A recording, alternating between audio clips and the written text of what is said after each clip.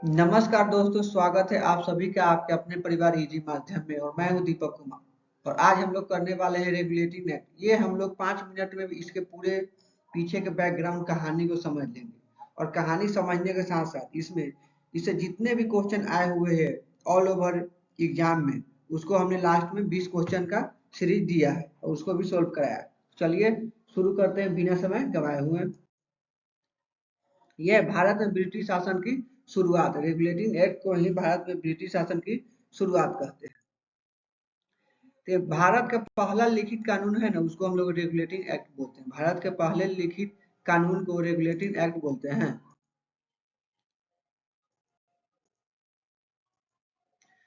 ये था चलिए कहानी शुरू करते हैं। लंदन का डर और कंपनी की मनमानी से ही शुरू होता है। 1772 तक ईस्ट इंडिया कंपनी के पास भारत में बहुत ताकत आ गई थी, लेकिन वहां भ्रष्टाचार इतना था कि कंपनी दिवालिया होने के कगार पर पहुंच गई थी। इंग्लैंड की संसद में चर्चा शुरू हुई कि अगर इस कंपनी को नहीं रोका गया तो इसके अफसर इतने अमीर हो जाएंगे कि वे ब्रिटिश लोकतंत्र को ही खरीद लेंगे। मतलब ब्रिटिश ईस्ट इंडिया कंपनी में इतना घुसखोरी भ्रष्टाचारी हो गया था कि इसके जो काम करने वाले एम्प्लॉय थे ना, वो कंपनी से ज्यादा ताकतवर और धनी हो गए थे। इसी को कंपनी को सरकार को इसका पता चला तो इस पर कानून लाने की सोचा। संसद ने एक सीक्रेट कमेटी बनाई इसी घुसखोरी को रोकने के लिए, जिसकी सिफारिश पर यह कानून आया। यह भारत के प्रशासन को सुधारने के लिए उठाया गया पहला कदम था। गवर्नर जनरल बन गया महाबली। इसमें जब तक कंपनी का नहीं था ना, तब तक गवर्नर जनरल क्या था, बहुत महाबली बन गया था, जो कहता था सही होता था। तब क्या, अब तक बंगाल, मद्रास और बॉम्बे के गवर्नर एक दूसरे के बराबर थे, लेकिन रेगुलेटिंग 1773 के एक्ट ने सारा खेल को ही बदल दिया। एग्जाम फैक्ट से हम लोग क्या याद करेंगे, बंगाल के गवर्नर को अब बंगाल का गवर्नर जनरल ऑफ बंगाल कहा जाने लगे, मतलब गवर्नर जनरल ऑफ बंगाल कहा जाने लगा। पहले गवर्नर कौन थे, पहले गवर्नर का नाम था, यही है, लॉर्ड वारेन हेस्टिंग्स। क्या है, पहले गवर्नर जनरल बने कौन, लॉर्ड वारेन हेस्टिंग्स। अधिकार, इनका अधिकार क्या था, अब मद्रास और बॉम्बे के गवर्नर जनरल के अधीन हो गए। मद्रास और बॉम्बे के गवर्नर जनरल किसके अधीन हो गए, यानी अब भारत में शासन का केंद्रीकरण शुरू हो गया। केंद्रीकरण ये आ सकता है, केंद्रीकरण किस एक्ट से शुरू हुआ था, तो ये आया था रेगुलेटिंग एक्ट 1773। अगला सवाल, काउंसिल का शक्ति प्रदर्शन। अब देखते हैं कि काउंसिल का शक्ति प्रदर्शन किस प्रकार हुआ था। गवर्नर जनरल को तानाशाह बनने से रोकने के लिए उसके साथ 4 सदस्यों की एक कार्यकारी परिषद, मतलब एग्जीक्यूटिव काउंसिल जोड़ी गई। इसलिए जोड़ी गई क्योंकि गवर्नर जनरल अपना मनमानी न कर सके। इसमें था, इसका ट्विस्ट था कि वारेन हेस्टिंग अपनी मर्जी से फैसला नहीं ले सकता था, उसे बहुमत चाहिए था। अगर काउंसिल के 3 सदस्य एक तरफ हो जाते तो गवर्नर जनरल की बात कट जाती थी। यही इस एक्ट की सबसे बड़ी कमी थी, और ये जो चाहता था वो नहीं होता था।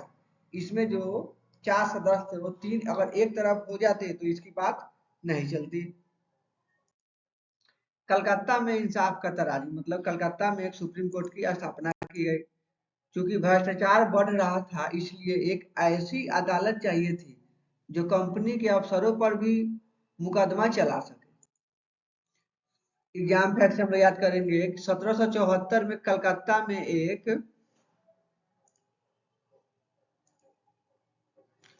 1774 में कलकत्ता में एक अपेक्षित उच्चतम न्यायालय यानी सुप्रीम कोर्ट की स्थापना की गई। सुप्रीम कोर्ट की स्थापना कब की गई थी, 1774 ईस्वी में।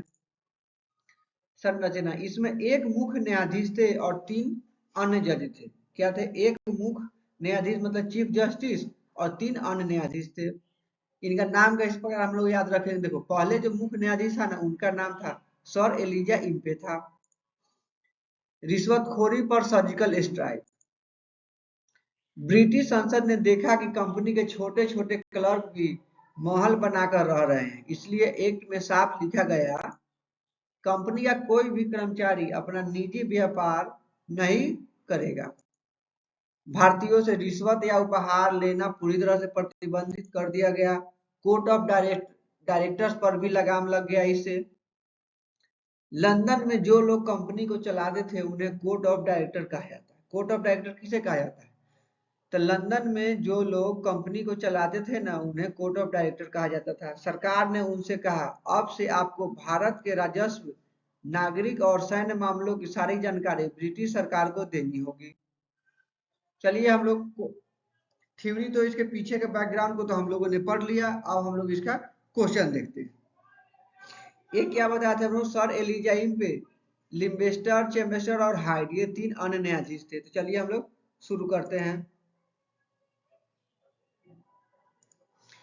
भारत में ईस्ट इंडिया कंपनी के कार्यों को भारत में ईस्ट इंडिया कंपनी के कार्यों को नियमित और नियंत्रित करने की दिशा में ब्रिटिश सरकार द्वारा उठाया गया पहला कदम था।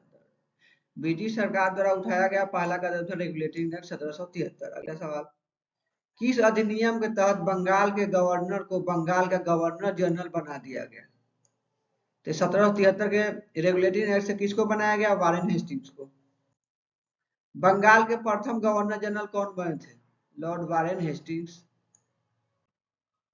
कलकत्ता में एक उच्चतम न्यायालय की स्थापना का प्रावधान किस अधिनियम में किया गया? देखो 1774 में तो स्थापना किया गया था। कब किया गया था? 1774 में। किस एक्ट से आया था? 1773 के रेगुलेटिंग एक्ट से। 1774 में स्थापित कलकत्ता सुप्रीम कोर्ट के प्रथम मुख्य न्यायाधीश कौन थे? सर एलिजा इम्पे थे। कौन थे? Sir Elijah Impey.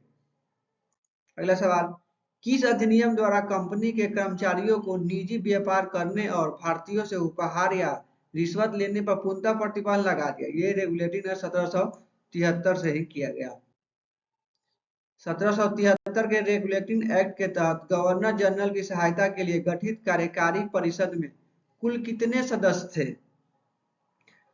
तो 1773 के रेगुलेटिंग एक्ट के तहत गवर्नर जनरल की सहायता के लिए गठित कार्यकारी परिषद में कुल 4 सदस्य थे।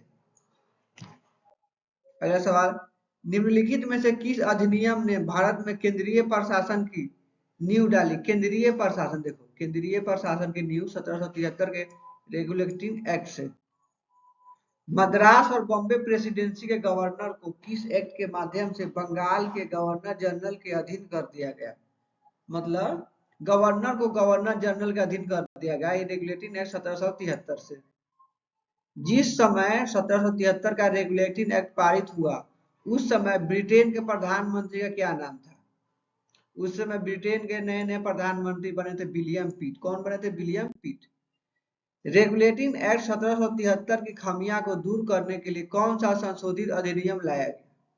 1773 को दूर करेंगे ये हम लोग आगे पढ़ेंगे, लेकिन इसका आंसर हो जाएगा पिट्स इंडिया एक्ट 1784। अगला सवाल, कलकत्ता सुप्रीम कोर्ट 1774 में मुख्य न्यायाधीश के अलावा कितने न्यायाधीश थे? 3 गो थे। कितने थे? 3। एक मुख्य न्यायाधीश और 3 अन्य न्यायाधीश थे। वारेन हेस्टिंग्स की परिषद का वह सदस्य कौन था जिसे कट्टर विरोधी माना जाता है? कट्टर विरोधी माना जाता है। वारेन हेस्टिंग्स का परिषद का वह कौन था जिसको सॉरी वारेन हेस्टिंग्स की परिषद का वह सदस्य कौन था जिसको उसका कट्टर विरोधी माना जाता था? Richard Barwell, George Monson, Philip Francis या जॉन क्लेवेरी? इसका आंसर आप लोग कमेंट बॉक्स में बताइएगा। क्वेश्चन नंबर 14, भारत के संवैधानिक इतिहास में प्रथम लिखित प्रशासन की शुरुआत? देखो प्रथम लिखित प्रशासन कहेगा तो regulating act 1773। Court of directors को भारत के राजस्व और सैन्य मामलों की जानकारी ब्रिटिश सरकार को देना किस एक्ट ने अनिवार्य कर दिया था? Regulating act 1773। यदि गवर्नर जनरल की परिषद में मत बराबर हो जाए तो गवर्नर जनरल को कौन सा मत देने का अधिकार था? उसमें जो था ना निर्णायक मत देने का अधिकार था। किसको? गवर्नर जनरल को निर्णायक मत देने का अधिकार था। अगला सवाल क्वेश्चन नंबर 17। एक सेकेंड।